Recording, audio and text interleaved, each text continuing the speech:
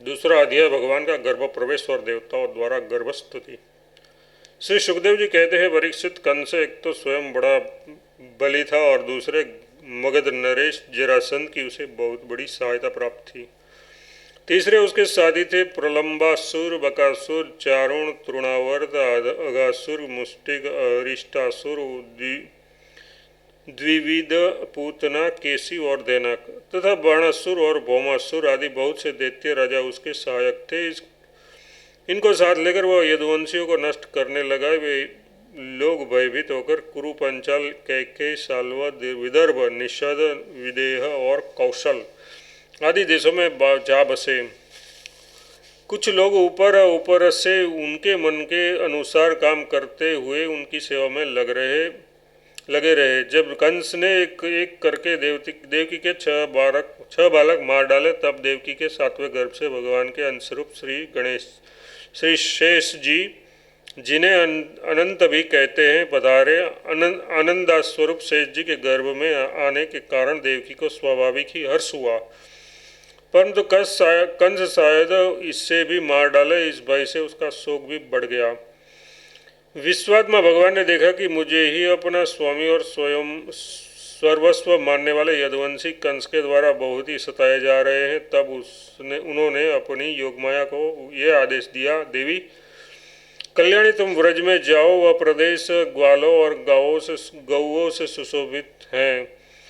वहाँ नंद बाबा के गोकुल में वसुदेव की पत्नी रोहिणी निवास करती है। उनकी और भी पत्नियां कंस से डरकर गुप्त स्थानों में रह रही हैं। इस समय मेरा वह वंश, जिसे शेष कहते हैं, देवकी के उदर में गर्भ रूप से स्थित है। उसे वहाँ से निकालकर तुम रोहिणी के पेट में रख दो। कल्याणी, अब मैं अपने समस्त ज्ञान, बल आदि अंशों के साथ देवकी का पुत्र बनूंगा और तुम नंद बाबा की पत्नी यशोदा के गर्भ से जन्म लेना। तुम लोगों को मुंह मांगे वरदान देने में समर्थ होगी। मनुष्य तुम्हें अपनी समस्त अभिलाषाओं को पूर्ण करने वाले जानकर धूप दीप नैवेद्य एवं अन्य प्रकार की सामग्रियों से तुम्हारी पूजा करेंगे। पृथ्वी में लोग तुम्हारे लिए बहुत से स्थान बनाएंगे और दुर्गा, भद्रकाली, विजया, वैष्णवी, कुमुदा, चंडिका, कृष्णा, माधवी, कन्या, माया, नारायणी, ईशानी, शारदा और अंबिका आदि बहुत से नामों से पुकारेंगे। देवी के गर्भ में से खींचे जाने के कारण शेष जी को लोग संसार में संकर्षण कहेंगे, लोक रंजन करने के कारण राम कहेंगे और बलवानों में श्रेष्ठ होने के कारण बलभद्र भी कहेंगे। जब भगवान ने इस प्रकार आदेश दिया, तब योगमाया ने जो आज्ञा ऐसा कहकर उनकी बात शिरोधार्य की और उनकी परिक्रमा करके वे पृथ्वीलोक में चली आई तथा भगवान ने जैसा कहा था वैसा ही किया। जब योगमाया ने देवकी का गर्भ ले जाकर रोहिणी के उदर में रख दिया, तब पूर्ववासी बड़े दुख के साथ आपस में कहने लगे, हाय बेचारी देवकी का ये गर्भ तो नष्ट ही हो गया। भगवान भक्तों को अभय करने वाले हैं। वे सर्वत्र सब रूप में हैं, उन्हें कहीं आना जाना नहीं है। इसलिए वे वासुदेव के मन में अपनी समस्त कलाओं के साथ प्रकट हो गए। उसमें विद्यमान रहने पर भी अपने को अव्यक्त से व्यक्त कर दिया। भगवान की ज्योति को धारण करने के लिए कारण और वासुदेव जी सूर्य के समान तेजस्वी हो गए। उन्हें देखकर लोगों की आंखें चौंधिया गई। कोई भी अपने बल, वाणी या प्रभाव से उन्हें दबा नहीं सकता था। भगवान के उस ज्योतिर्मय अंश को जो जगत का परम मंगल करने वाला है, वसुदेव जी के द्वारा आधान किए जाने पर देवकी ने आग्रहण किया। जैसे पूर्व दिशा चंद्र देव को धारण करती है, वैसे ही शुद्ध सत्व से संपन्न देवी देवकी ने विशुद्ध मन से सर्वात्मा एवं आत्मस्वरूप भगवान को धारण किया। भगवान सारे जगत के निवास स्थान है। देवकी उनका भी निवास स्थान बन गई, परंतु घड़े आदि के भीतर बंद किए हुए दीपक का और अपनी विद्या दूसरे की न देने वाले ज्ञान खल की श्रेष्ठ विद्या का प्रकाश जैसे चारों ओर नहीं फैलता, वैसे ही कंस के कारागार में बंद देवकी की भी उतनी शोभा नहीं हुई। देवकी के गर्भ में भगवान विराजमान हो गए थे। उसके मुख पर पवित्र मुस्कान थी और उसके शरीर की क्रांति से बंदी गृह जगमगाने लगा था। जब कंस ने उसे देखा, तब वह मन ही मन कहने लगा, अब की बार मेरे प्राणों के ग्राहक विष्णु ने इसके गर्भ में अवश्य ही प्रवेश किया है, क्योंकि इसके पहले देवकी कभी ऐसी न थी। अब इस विषय में शीघ्र से शीघ्र मुझे क्या करना चाहिए? देवकी को मारना तो ठीक न होगा, क्योंकि वीर पुरुष स्वार्थवश अपने पराक्रम को कलंकित नहीं करते। एक तो वह स्त्री है, दूसरी बहन और तीसरी गर्भवती है। इसको मानने से तो तत्काल ही मेरी कीर्ति लक्ष्मी और आयु नष्ट हो जाएगी। वह मनुष्य तो जीवित रहने पर भी मरा हुआ ही है। जो अत्यंत क्रूरता का व्यवहार करता है, उसकी मृत्यु के बाद लोग उसे गाली देते हैं। इतना ही नहीं, वह देहाभिमानियों के योग्य घोर नरक में भी अवश्य जाता है। यद्यपि कंस देवकी को मार सकता था, किंतु स्वयं ही वह इस अत्यंत क्रूरता के विचार से निवृत्त हो गया। अब भगवान के प्रति दृढ़ वैर का भाव मन में गांठकर उसने जन्म की प्रतिज्ञा करने लगा। उसके जन्म की प्रतीक्षा करने लगा। वह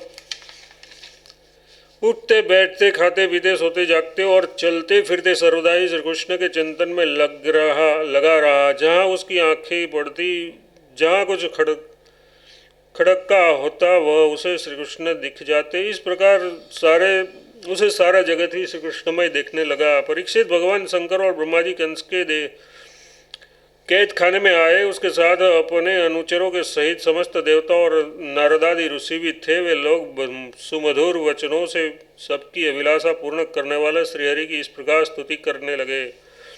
प्रभु, आप सत्य संकल्प है, सत्य ही आपकी प्रतिष्ठा का श्रेष्ठ साधन है। सूर्य की सृष्टि के पूर्व, प्रलय के पश्चात और संसार की स्थिति के समय इन असत्य अवस्थाओं में भी आप सत्य है। पृथ्वी, जल, तेज, वायु और आकाश, इन 5 दृश्यमान सत्यों के आप ही कारण है और उसमें अंतर्यामी रूप से विराजमान भी हैं। आप इस दृश्यमान जगत के परमार्थ स्वरूप हैं। आप ही मधुर वाणी और समदर्शन के प्रवर्तक हैं। भगवान, आप तो बस सत्य स्वरूप ही है। हम सब आपकी शरण में आए हैं। ये संसार क्या है? एक सनातन वृक्ष, इस वृक्ष का आश्रय है एक प्रकृति, इसके 2 फल है, सुख और दुख। 3 जड़ें हैं, सत्व, रज और तम। 4 रस है, धर्म, अर्थ, काम और मोक्ष। इसके जानने के 5 प्रकार हैं, श्रोत्र, त्वचा, नेत्र, रसना और नासिका। इसके 6 स्वभाव है, पैदा होना, रहना, बढ़ना, बदलना, घटना और नष्ट हो जाना। इस वृक्ष की छाल है, 7 धातु है, रस, रुधिर, मांस, मेद, अस्थि, मज्जा और शुक्र। 8 शाखाएं हैं, 5 महाभूत, मन, बुद्धि और अहंकार। इसमें मुख आदि 9 द्वार खोखड़ है। प्राण, अपान, व्यान, उदान, समान, नाग, कुर्म, कुक्कल, देवदत्त और धनंजय, 10 प्राण ही इसके 10 पत्ते हैं। इस संसार रूपी वृक्ष पर 2 पक्षी हैं, जीव और ईश्वर। इस संसार रूपी वृक्ष की उत्पत्ति के आधार एकमात्र आप ही हैं। आप में ही इसका प्रलय होता है और आप में ही अनुग्रह से उसकी रक्षा भी होती है। जिसका चित्त आपकी माया से आवृत्त हो रहा है, इस सत्य को समझने की शक्ति खो बैठता है। वे ही उत्पत्ति, स्थिति और प्रलय करने वाले ब्रह्मादि देवताओं को अनेक देखते हैं। तत्वज्ञानी पुरुष को सबके रूप में केवल आपका ही दर्शन करते हैं। आप ज्ञान स्वरूप आत्मा है, चराचर जगत के कल्याण के लिए ही अनेकों रूप धारण करते हैं।